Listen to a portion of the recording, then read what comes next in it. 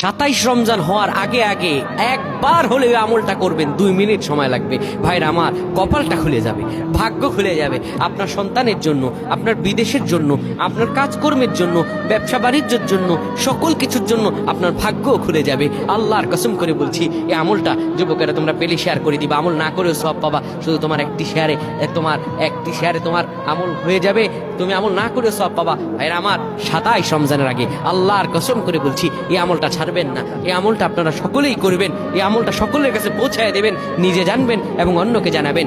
যত মানুষ বিপদগ্রস্ত আছেন, যত অভাবে আছেন, বিদেশে থেকে দেশে আসতে পারতেছেন না, বিদেশ যেতে পারতেছেন না, বিপদের উপর বিপদ লেগে আছে, 27 রমজান হওয়ার আগে আমলটা করেন। 2 মিনিট সময় লাগবে, বেশি না। যখন ঈশার নামাজ আপনি পড়বেন, ঈশার নামাজের পরে ওযু করে নেবেন, সুন্দরভাবে পবিত্র পরিচ্ছন্ন হয়ে বিছানাটা ঝাড়ু দিবেন। বিছানার ভিতরে এরপরে আপনি শোয়ার আগে সুন্দর করে আপনি ঘুমানোর আগে পড়বেন, ইয়া মালিকু ইয়া মালিকু 100 বার পড়বেন। এরপর ইয়া খাবিরু 100 বার পড়বেন। তারপর একবার দুরূদ শরীফ পড়বেন। এরপরে 2টা হাত তুলে আল্লাহর কাছে যা দোয়া করবেন, আপনার দোয়া করতে দেরি হবে, আমার আল্লাহ কবুল করতে দেরি করবেন না। আল্লাহুম্মা আমিন।